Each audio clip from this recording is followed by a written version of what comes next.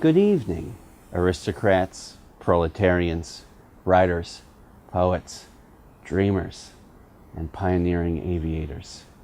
Welcome to the Bushwick Book Club Seattle's celebration of the 70th anniversary of Le Petit Prince by Antoine de Saint-Exupéry. Our story begins when our narrator, an aviator, crashes her airplane in the middle of the Sahara Desert. She is awakened by a funny little voice. "Draw me a sheep." The aviator looks up and sees the little prince. He says, "If you please, draw me a sheep." The aviator thinks back to her childhood, where she once drew a picture of a boa constrictor digesting an elephant. Every adult who saw the picture would mistakenly think it was a hat. She drew a crate, handed it to the little prince and said, "Here you go, kid. Your sheep is inside." The little prince said, "That's just the kind I wanted." The little prince asks many questions, but it was things he said at random that explained everything. Once upon a time, there was a little prince who came from a planet far, far away. It was scarcely big enough for himself and his purple guitar. It had just 3 tiny little volcanoes, 1 little rose, and on occasion, David Bowie. One day he was able to see 44 sunsets simply by moving his chair back. But it was under the serious moonlight that the miraculous little rose and the little prince began their modern love. He would sing, "I would die for you."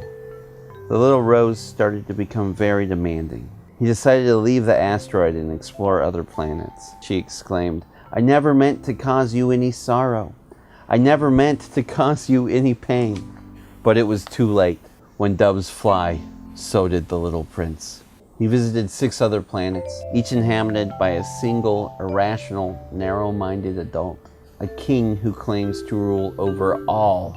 A vain man, also known as the Beeb. He's like, "I am the most handsome, best-dressed, richest man on the planet." The little prince says, "But you're the only man on the planet. You're so vain, you probably think this story's about you, don't you?" And flies away. A drunkard who lives alone with his collection of bottles and spends his time drinking to forget that he is ashamed of drinking. A businessman known intergalactically as Donald. He spends all his time counting the stars and dominating the internet, claiming to own both. The little prince tries to make him see that he is wasting his life and that owning means being useful to what you own. The Don is like, "The beauty of me, kid, is that I'm rich. I'm very, very rich. And if you get in my way, there will be hell to pay." A geographer who jots down the information, like whether there ain't no mountain high enough or ain't no valley low enough. He claims, "I need the stories of others in order to know things." But for the little prince, it is the opposite. For him, it takes effort to know things. When the little prince lands on Earth, his first encounter is with a snake. The snake says, "I can take you further than a ship. Anyone I touch, I can send back to the land from which they came. I can help you someday." After climbing the highest mountain he had ever seen, he only saw the enormous, desolate landscape. The little prince encounters a whole bunch of rose bushes. Having thought his rose was unique, he began to feel that he was not a great prince at all. He lay down on the grass and wept until a fox came along. He asked, "Will you come play with me?"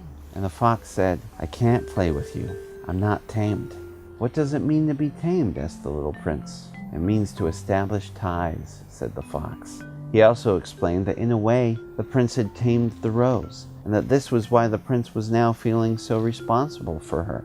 And so the little prince tamed the fox, and they played for a while before their teary-eyed parting. The fox left the little prince the gift of a secret, saying, "It is only with the heart that one can see rightly."